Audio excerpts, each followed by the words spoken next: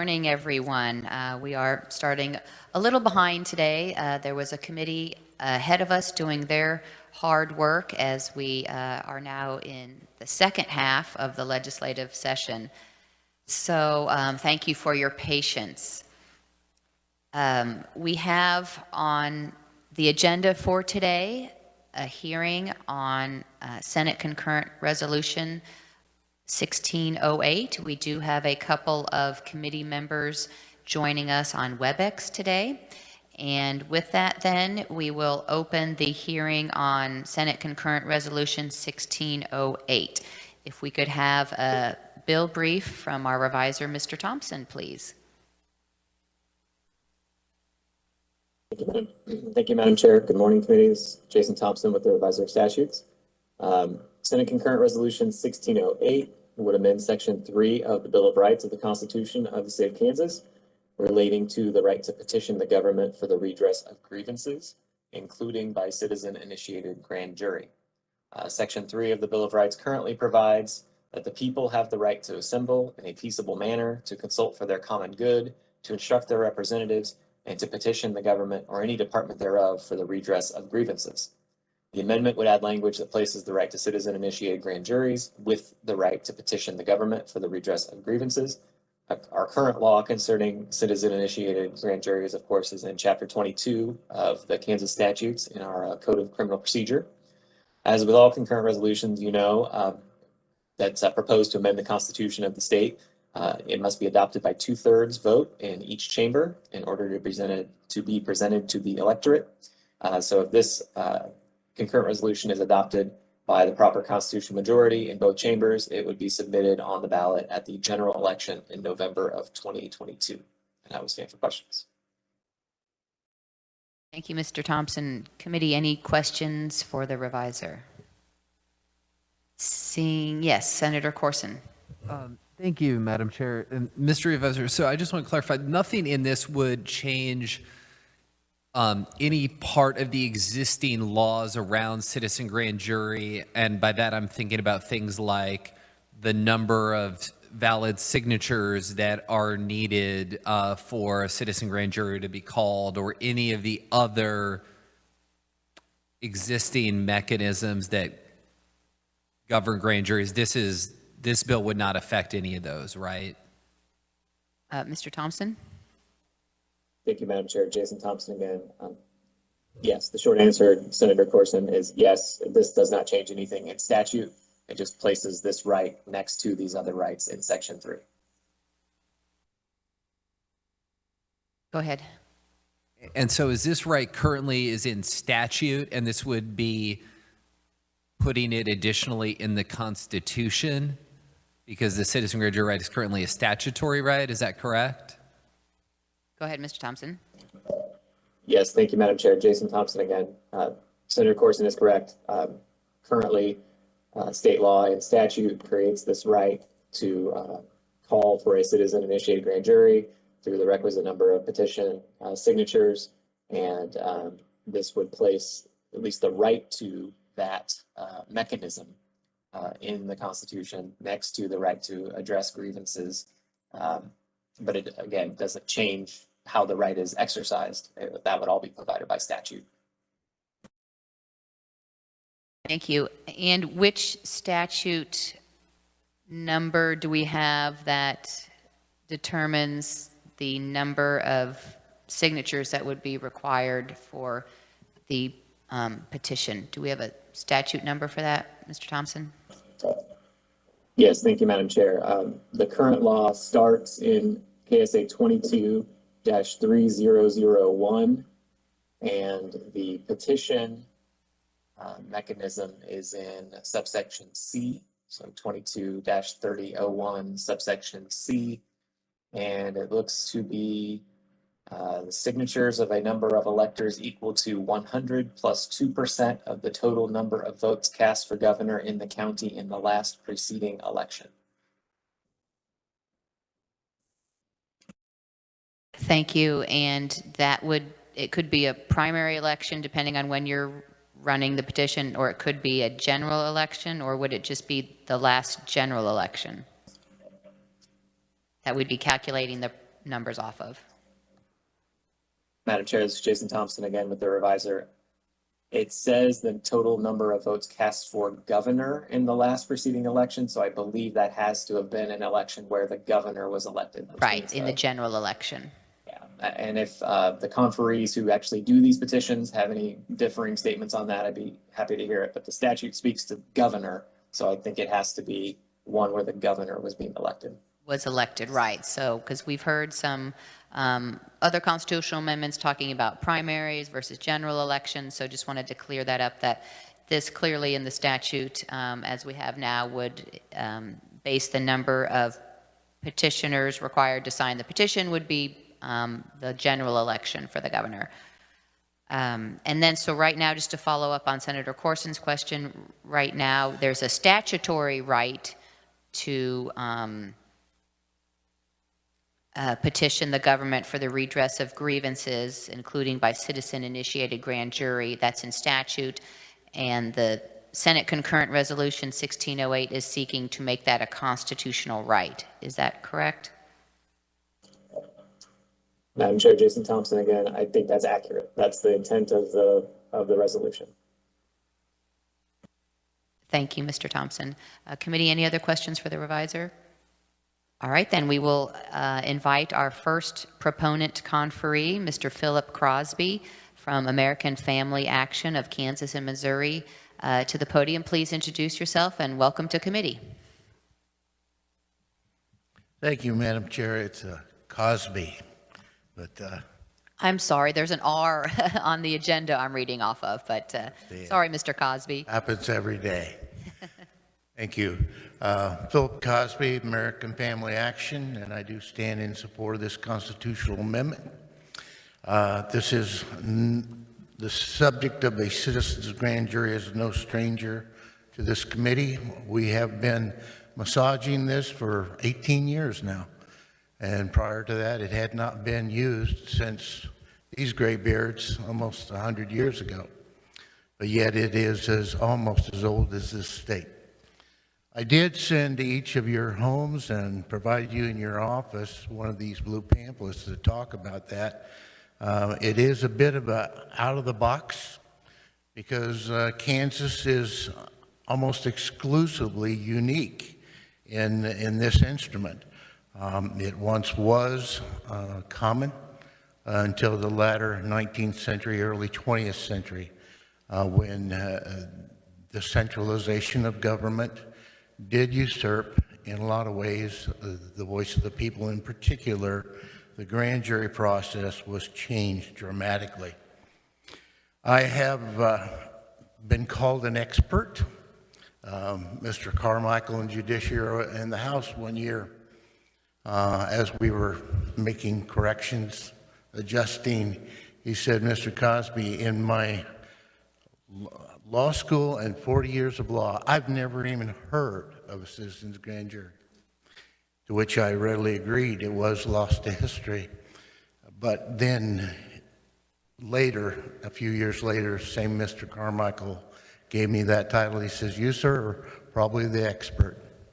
He says, since Kansas stands almost alone in this, I have initiated citizens' grand juries 10 times in this state, 7 of which did bring indictments. So, given that, I humbly accept Mr. Carmichael's mantle of, he said, you, sir, are an expert. So, I'll leave it at that. This is not new law. It doesn't exist in the statute. Abraham Lincoln, of course, down there in the visitor center, as you come in, we see that we, the people, are the rightful masters of both the Congress and the courts. All political power is inherent in the people. Throughout this hearing, there is going to be one question in your mind that will bother you. And it's in everybody's mind, and they think about this. The question is, can the people be trusted? Are they worthy of trust? And that is central to this presentation about what is the grand jury supposed to look like and what does it look like today? What was its original intent as an investigative tool as opposed to perhaps a prosecutorial tool, which we all think of it in that box. In Kansas, there are 3 types of grand juries. The district judges can impanel a grand jury. There is no known history of that happening. The grand jury can be called by a district or county attorney in Kansas, and that right was given to them in 2014, about 7 years ago, when, quite frankly, they saw that we had revived the grand jury process in Kansas, and there was an eagerness to, me too, we would like one as well. And then there's the grand jury by citizens initiated petition in 1887, 134 years ago, which has its lineage not just in Kansas, but it does go to the U.S. Constitution and the Fifth Amendment, the right to a grand jury. It goes to pre-revolutionary colonial America, where the British were frustrated that the Patriots would not indict when grand jury presentments were made. It goes to the Magna Carta, when the king's power was checked by the citizens. It even goes to ancient Greece. As democracy, they held that do not listen to the gods, listen to yourselves. What do you think about what is right and wrong and the decisions to be made? This grand jury statute that is in Kansas has been upheld twice by the Kansas Supreme Court and Appellate Court, one in Wichita and the other in Lawrence. The Attorneys Association magazine really captured in a sentence the spirit of this. A citizen's grand jury is convened to investigate criminal activity involving government or perceived failure of the prosecutor or system to charge or investigate a particular person or entity. And that was in the Kansas County and District Attorneys Association magazine, as they were also lobbying for their own grand jury. It is the oldest and closest to the original intent chiseled in the Fifth Amendment of the U.S. Constitution as a restraining mechanism of institutional power. The Fifth Amendment gives the right to be heard by a grand jury. Now that sounds so foreign to our ears, because no one wants to be brought before a grand jury, because the facts are 99.9% of the time grand juries indict. You can indict a ham sandwich with a grand jury because it is led by the adult in the room. It is led by the prosecutor, and the defendant is not in there. They read the charge sheets, they make the accusations, and those 15 juror members, laypersons, are a little out of their element, and they do lean heavily on that prosecutor. This is not what the Fifth Amendment of the U.S. Constitution intended.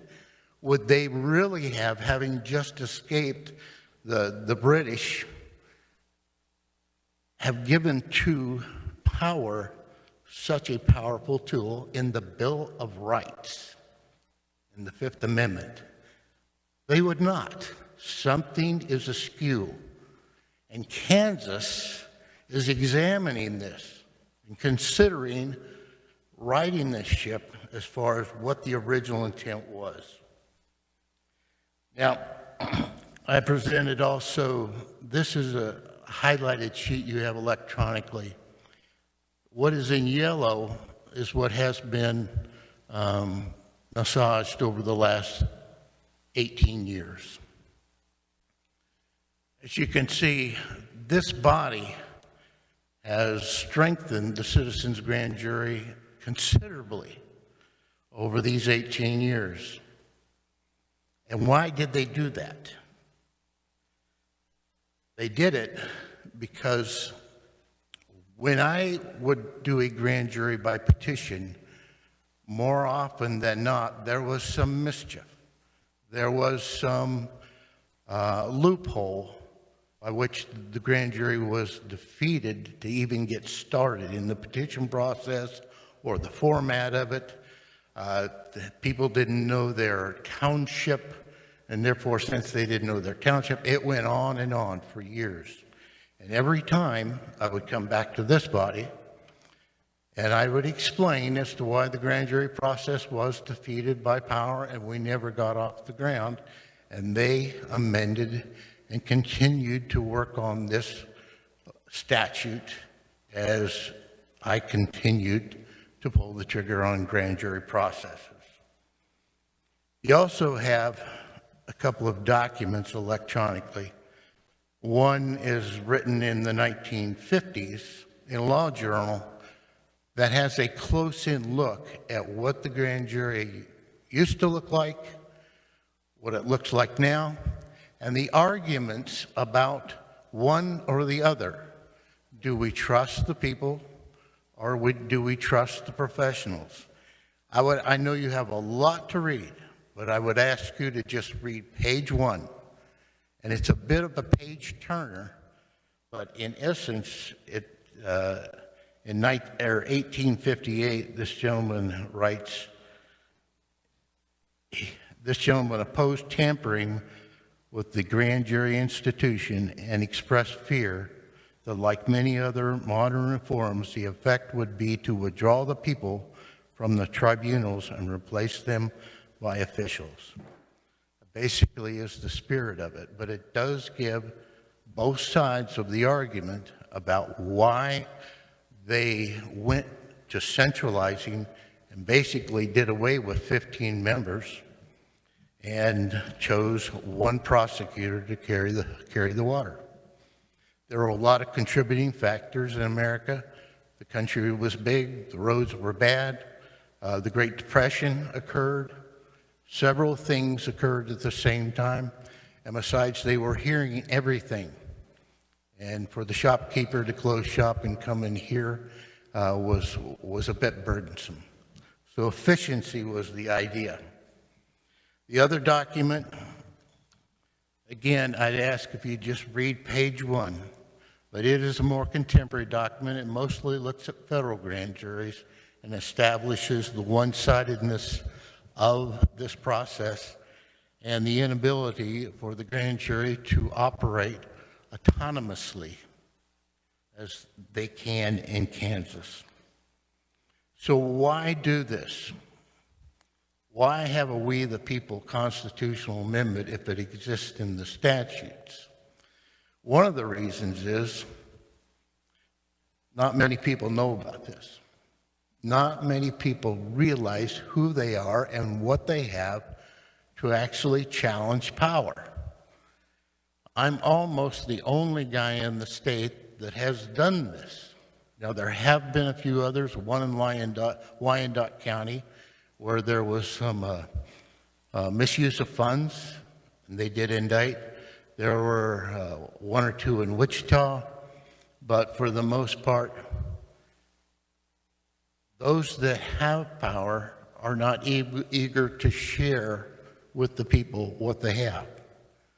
I want this to be on the ballots with that paragraph explaining why we the people and what they have, so that it would educate these people, the state, on the right that they have, this constitutional right that is in the U.S. Constitution and the right of the Kansas citizens have.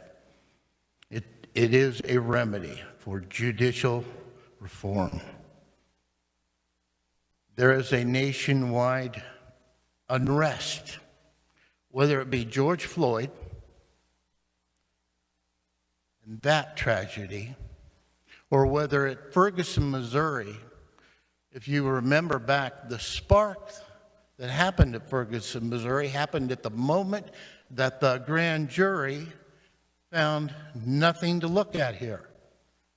And it exploded. That frustration of not being able to have access, not seeing, not having their day, and not finding out what needs to be found out, but rather than just trust us, We're the professionals in the room. We're handling it. Something is falling apart, and the people are separated from this mystical legal system that they can't quite access and ask direct questions. The grand jury is intended to do that very thing. The other reason is we see on TV personal injury lawyers aggressively advertising their services. You can't turn on a TV without seeing the latest one. This point of liberty needs to be wrung and to be just as aggressively placed out there for the people of their right to have their day and to be heard by a grand jury. The original grand jury did check the king's abuse, but prosecutors have diminished it to an engine for administrative efficiencies. It is a sham. Grand juries have devolved into efficient prosecutorial instruments, not unlike the Star Chambers. The citizens' grand jury is feared. It is an investigative tool.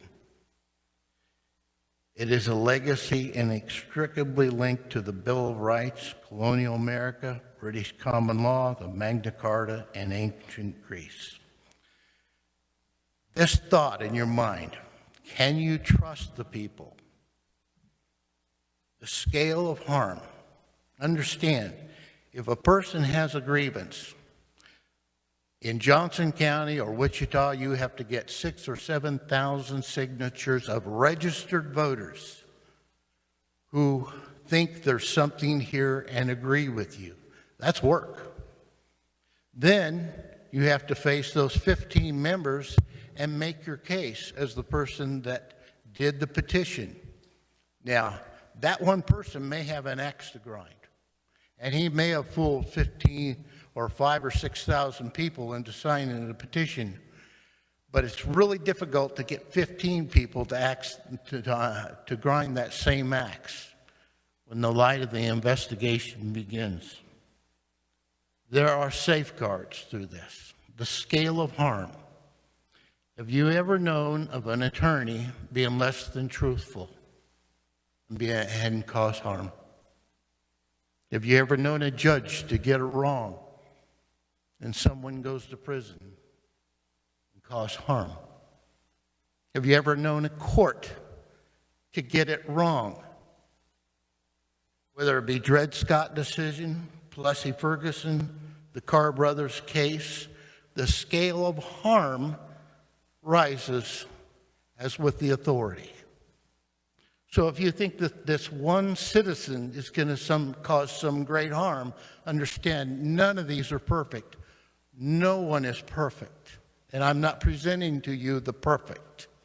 I am presenting to you what the original intent was, to at least have those citizens ask these questions and eliminate some of these mistakes. Who is restrained in the Bill of Rights? It is power. Whose rights are guaranteed in the Bill of Rights? It is the citizens. If you're going to err on the side of the citizen. Thomas Jefferson, I know no safe depository of the ultimate powers of the society but the people themselves. And if we think them not enlightened enough to exercise their control with wholesome discretion, the remedy is not to take it from them, but to inform their discretion by education. Do not deny the people at this time in America, with all the turmoil that we have and mistrust of the judicial system, do not let this one ember that shines in Kansas, this one place in this nation, an historical moment of decision that we could help this country find a remedy that is hiding in plain sight in the Fifth Amendment of the U.S. Constitution and the Bill of Rights, and amplify it and put it in the Kansas Constitution and the Bill of Rights, that we agree that the people should have that right to a citizens-initiated grand jury as laid out in the statute. This sword cuts both ways, red and blue, liberal and conservative, Republican, Democrat. all can have access and all can be heard by those 15 citizens. Kansas is not inventing the citizens initiated grand jury process. Kansas is leading and reinstating a usurped and almost forgotten historical constitutional right. We the people, a government of, by, and for the people. Thank you, Madam Chair. I'll stand for any questions. Thank you, Mr. Cosby. Committee, you'll note that in your committee folder, we have the documents that Mr. Cosby referred to as electronic. They are actually also paper copies in your committee folder. Proponent testimony from Mr. Cosby, as well as the chart about KSA 22-3001, and a copy of the pamphlet that Mr. Cosby was talking about that he said he mailed to the committee members, and a copy of both the older article and the newer article that he was referencing in his testimony as well. So those are also hard copies in your committee folder. We don't have any other proponent conferees scheduled, but are there any other proponent conferees in the committee meeting room or on WebEx? Seeing and hearing none. We don't have any neutral conferees signed up for today, but do we have any neutral conferees in the committee meeting room or on WebEx? Seeing and hearing none. Do we have any opponent conferees in the committee meeting room or on WebEx?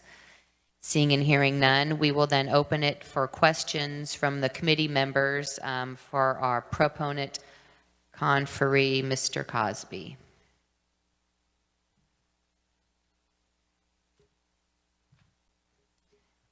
Yes, Senator Baumgardner. Thank you, Madam Chair, and thank you very much, Mr. Cosby, for being here today. I was curious, what pushback have you received with regard to this concurrent resolution? Mr. Cosby.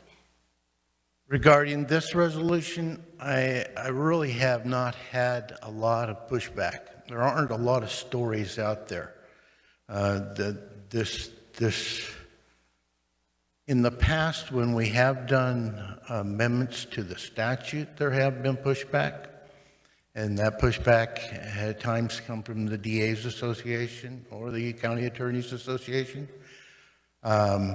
League of Municipalities once or twice did pushback, basically saying, how can we trust a citizen who might just take us to a grand jury? Well, they forget there are other remedies. There are recall petitions.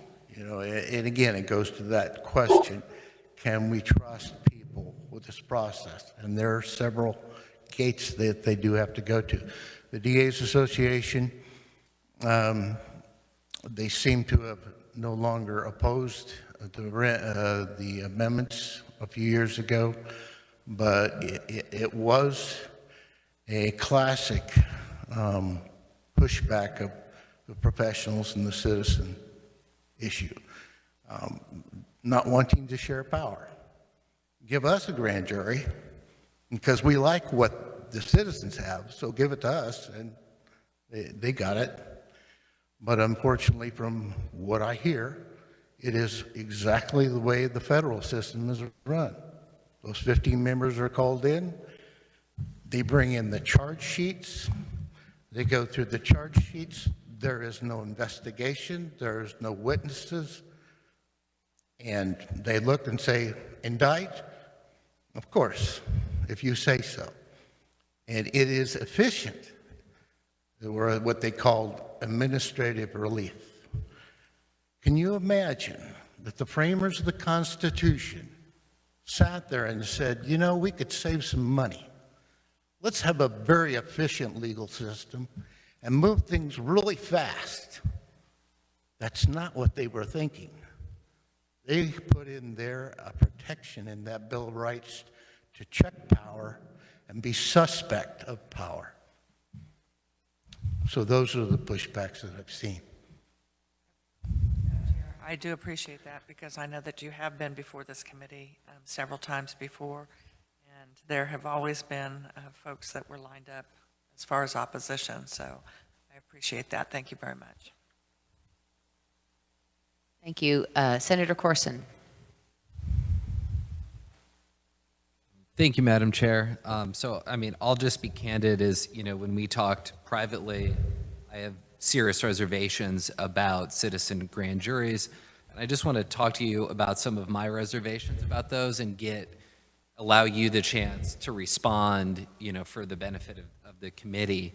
You know, to me, this is just a tool that's ripe for abuse and harassment of people, causes, organizations who hold unpopular opinions. And so we look at the history of this. This has been used against Chris Kobach. It's been used against Planned Parenthood, George Tiller. Those cases have not returned indictments. The Supreme Court has called some of those investigations fishing expeditions. The Court of Appeals has said that the mere fact of calling a grand jury directed at the actions of a public official or a private individual without probable cause to believe a crime has been committed and without the guiding hand of a professional prosecutor can have serious personal and professional consequences, even if the charges are eventually dismissed. Kansas is one of only 6 states that allows citizen grand juries. It strikes me that if this was a really good idea, that more than 6 states since the founding of our country would have decided to adopt it.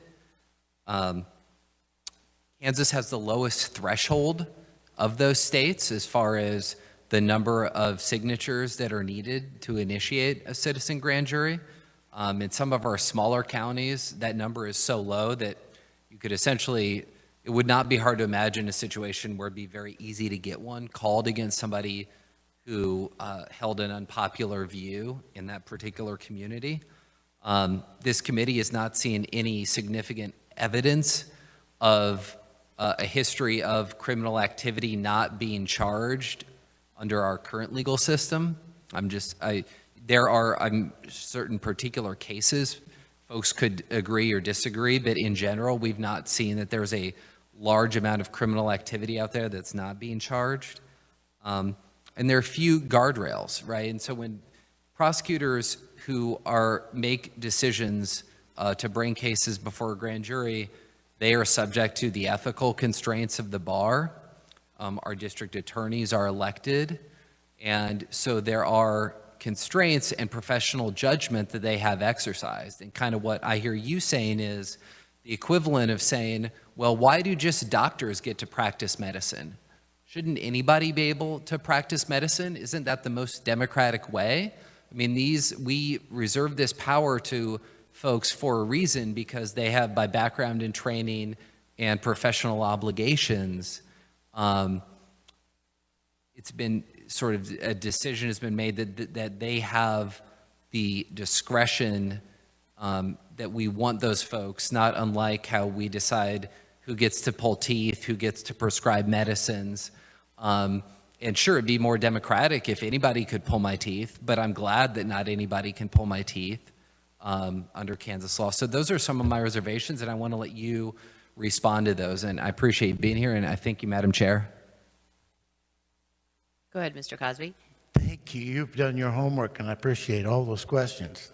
And we may have to go back through and ask one at a time because there are about 20 in there. Let me work backwards if I can by memory. As far as medicine, dental procedures do go, remember, Lincoln, we the people are the rightful masters of both Congress and the courts. The people have the common sense to discern what is right and wrong. That's what the founders assumed, as opposed to power. That is, you have the right question, and they debated that as far as that goes. As far as there are 6 states that do have this citizens grand jury by petition, the other 5 are vestiges, have been emasculated, really have no power. For instance, in Nebraska, you got to have 25% of the number of people that voted. The candy is too high on the shelf. They can't ever get there. In Oklahoma, it's only 500 signatures. It's actually less than Kansas, but it is run by the prosecutor. They do not have the same system that Kansas has. Nobody has what Kansas has developed over these past 18 years as we've asked those very questions about who do you trust or who do you distrust when it comes to understanding the issues of right and wrong. What's another big question that I'm trying to answer them kind of in big answers, but you had several. Oh, Chris Kobach. Of those that I know of, I do recognize that the Lawrence, Kansas case about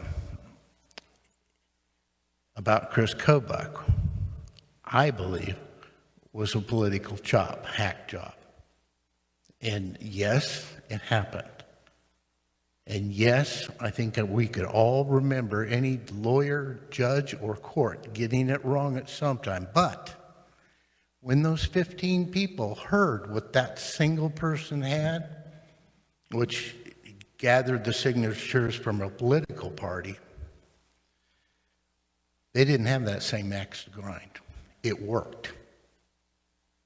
They did not indict Chris Kobach. It arguably worked not before his name was... Senator, let him finish answering, and then we'll recognize you for a follow-up. Thank you. Go ahead, Mr. Cosby. That's an example where it worked. That the citizens did not agree with that person.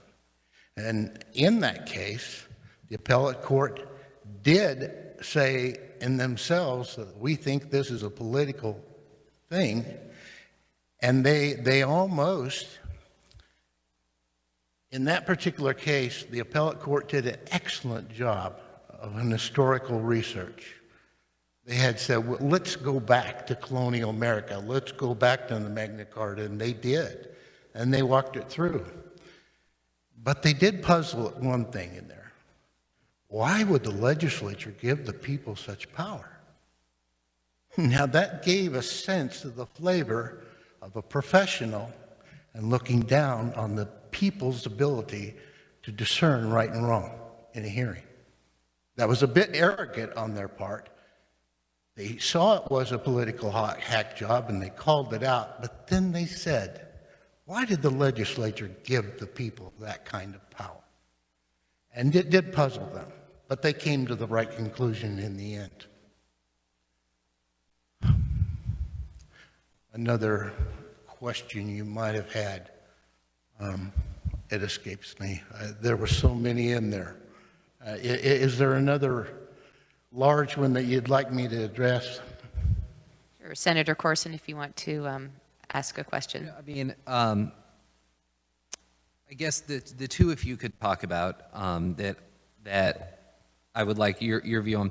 One is, I understand that the most democratic way is directly to have citizens make this, but as I mentioned, I also think that prosecutors who are bound by an ethical obligation, who are subject to disciplinary proceedings, who are trained on how to evaluate cases and whether or not they would be able to prove those cases and have the evidence to prove those cases.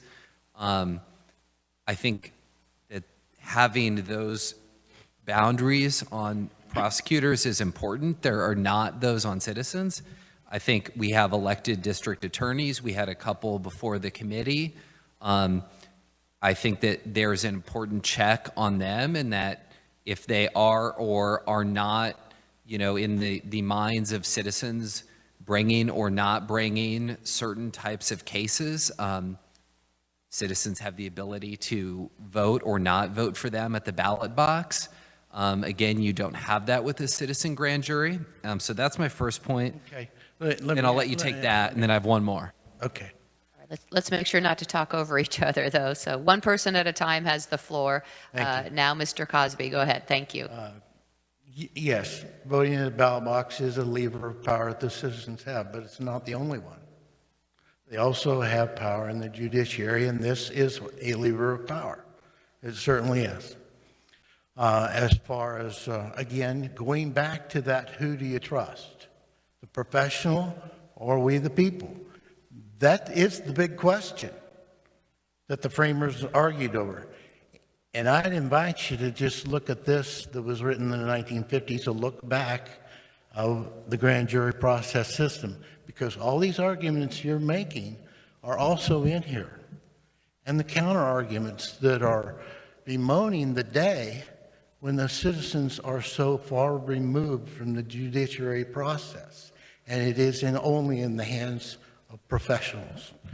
Those arguments are in here, and I don't know if you've read it through, but I invite you, because it argues both sides of this question, and that's why that same one question that's burning everybody's mind: are citizens worthy of this kind of trust or power? Yes, these DAs and county's attorneys are professionals. Many of them are friends of mine. Many of them agree with me.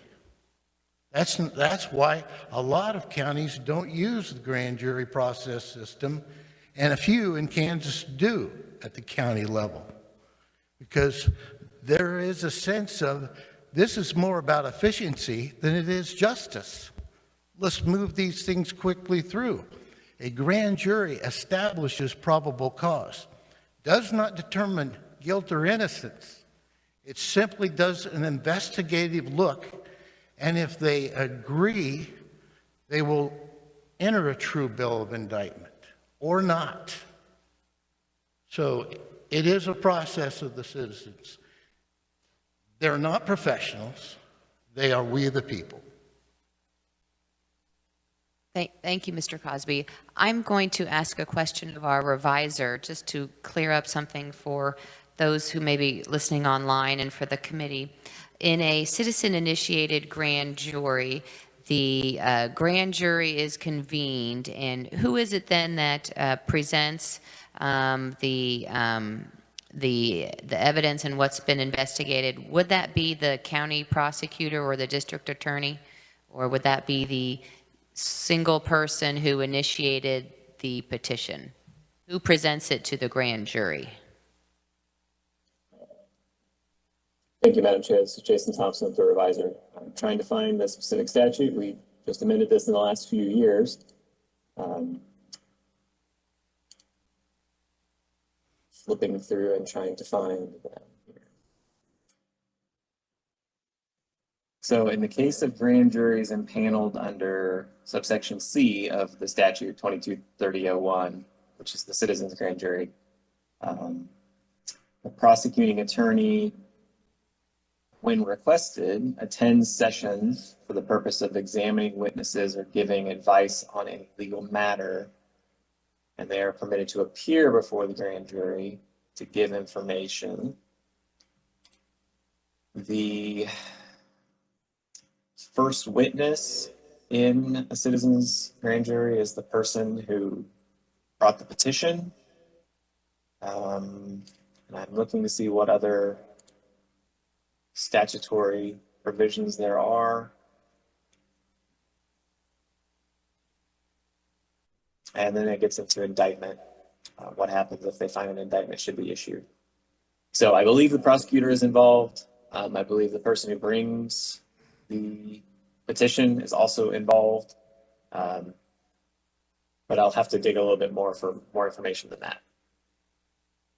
Thank you. Does the statute currently say if there's, for instance, if the prosecutor disagrees with the person who's bringing the petition, is there a procedure in place in that circumstance? Thank you, Madam Chair. Jason Thompson again.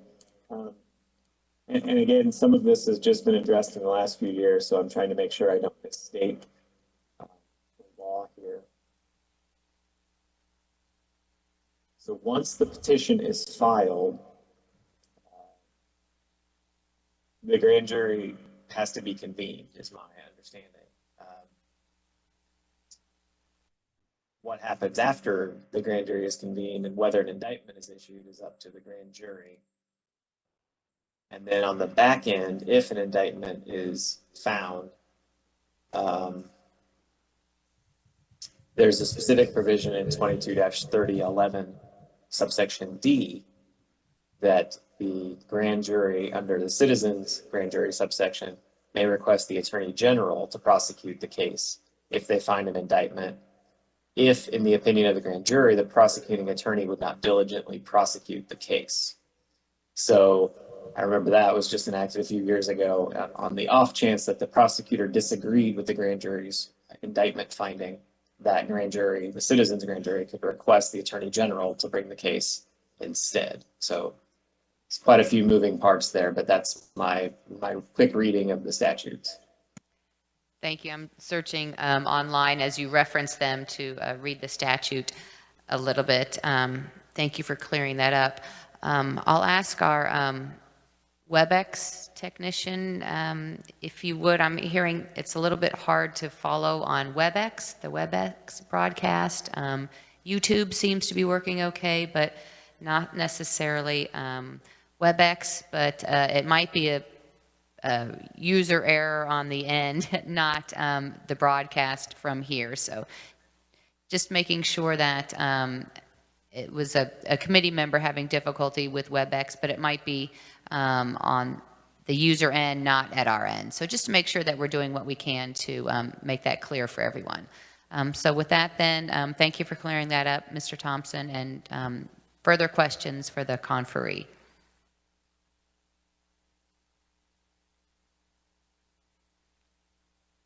If you would ask me those questions, I could fill in a little bit more. Ask the revisor. Well, appreciated the clarification from Mr. Revisor, and I have a general question that this currently is in statute, and it sounds like, but I want to clear up why bring it as a constitutional amendment to the Bill of Rights when it's in statute already. Thank you, Madam Chair. Again, it is so lost to history. As Mr. Carmichael said, I've never even heard of this. That once was common in America, grand juries were common.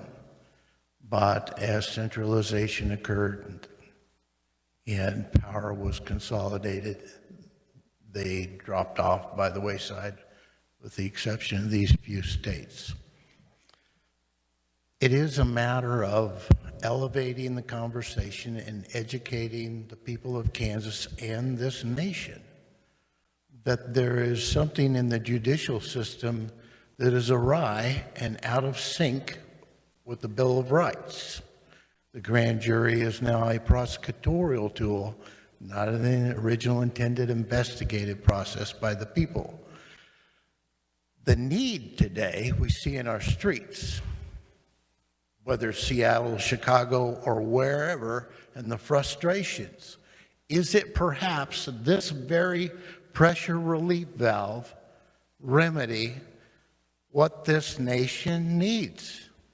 And I'm saying, yes, the Fifth Amendment has it, and we forgot it.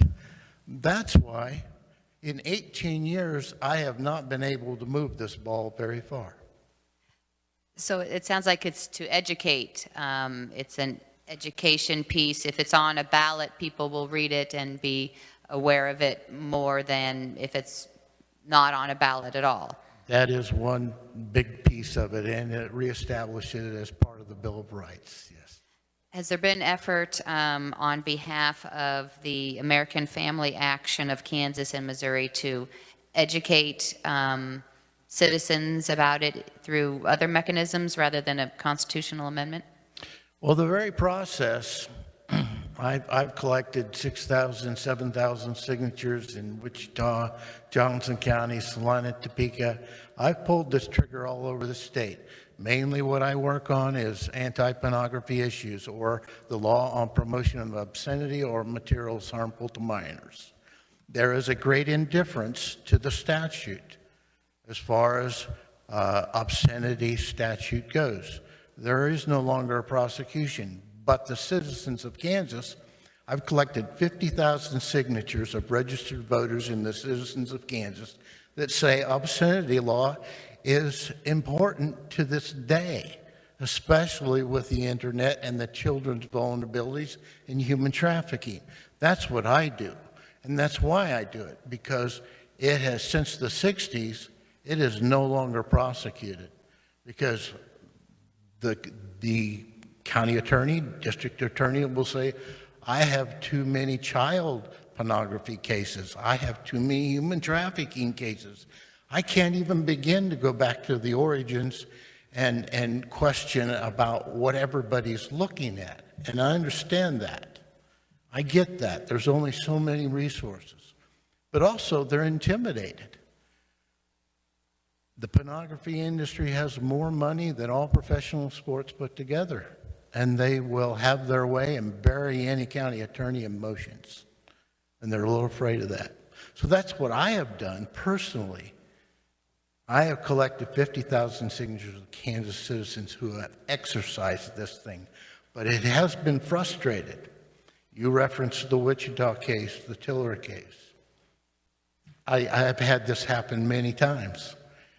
We give the petition over, and then they take it, and a grand jury is convened, and we're never allowed in the room. That's the way it used to be. It is no longer that way. The person that files the petition is the first voice that those 15 people hear. And they ask, why did you do this? And that person can set the climate for the direction and purpose for that investigation and let them know how powerful that they are. No, the county attorney cannot walk into that room and assume control. After they've heard that person that filed the petition, that is when they decide who will be their legal counsel, and they can hire outside legal counsel. That's when they decide who's going to investigate. They can hire their own investigators if they smell like there's an indifference by power. They do not have to use the established officials to do the work. They even have so much power as to, if the judge shows bias and talks down to their ability to discern right and wrong, by a majority vote of those 15 people, they can reject the judge and have a new judge assigned. It is a powerful instrument. Mr. Revisor, if you're following, is that in statute? I mean, what statutes are you referring to when you make 22- same ones he is. That's in 22-3001, 3011. Following, yes. Okay, and I just had a question about some of your earlier comments that you were talking about some tragic events that have been happening across the country the last couple of years, and that was your statement that grand juries were convened and grand juries didn't return indictments, and that it was that those grand juries acted improperly by not returning indictments, and what you're proposing would help? Or I didn't understand. You know, grand juries were convened and they did make their decision, and then wasn't following how what you're proposing would play into that. Yeah, and your question's a good one, and it does go to the second document. If it's not a runaway, it's not a real grand jury. The grand jury members are, of course, convened, but they're influenced heavily. They may not be the prosecutor can turn the head of those 15 people in any direction. That's why you can indict a ham sandwich with a grand jury. When, let's say Ferguson, Missouri, I did bring that up. The day that announcement was made, the grand jury found nothing. There may have been nothing. There may have been something. The point is that the frustration of the people was they did not get to see anything that happened. They did not get to hear any of the evidence that was prepared. They have no idea what occurred in that secret gathering. They were simply told, go home. There's nothing to see here.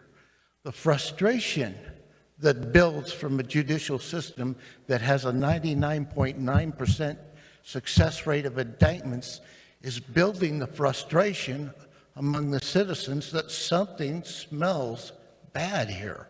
It's not that those 15 members didn't try, but that there's no way to know what actually occurred. And there is dry wood, tinder all over this country about who do you trust. So if the district attorney or the county attorney brought the grand jury in the instance that you're referring to, and I mean, the decision of the grand jury was what it was, I guess I'm not seeing how what you're proposing, now that was Missouri cases you're talking about, so that kind of really doesn't even apply. What's different here from Kansas's citizens grand jury system and a grand jury system normally the way it's run is that the citizens actually participate in the who's going to investigate this, who's going to give us legal counsel, where we can go to look and to call our own witnesses. They have the power to subpoena. They're in charge, as opposed to the normal idea of a grand jury that the adult in the room is the professional and he will let them see what they want them to see to bring a successful indictment. So it is a whole different box. Does your proposal have any, if the district attorney is also convening a grand jury and the citizen can convene a grand jury too, then we have competing grand juries? That has not happened yet, but you know, that would be an interesting train wreck. You know, which one trumps the other? And it would be an excellent exercise. Go ahead, 15 members, and let's see what happens. Committee, any other questions for the conferee? Seeing and hearing none, then we will close the hearing on SCR 1608. Thank you, Madam Chair. Thank you for your testimony today, Mr. Cosby, and for appearing in person before the committee. Appreciate that. Committee, want to draw your attention that at your committee table seat there is a rather thick booklet that's been provided to us. It is the annual report of the courts of Kansas for fiscal year 2019, which is July 1, 2018 through June 30th of 2019. It is from the Supreme Court of Kansas Office of Judicial Administration. And you can flip through it in there, and it has some analysis of filings from probate matters to juvenile caseloads to traffic caseloads to criminal caseload activity.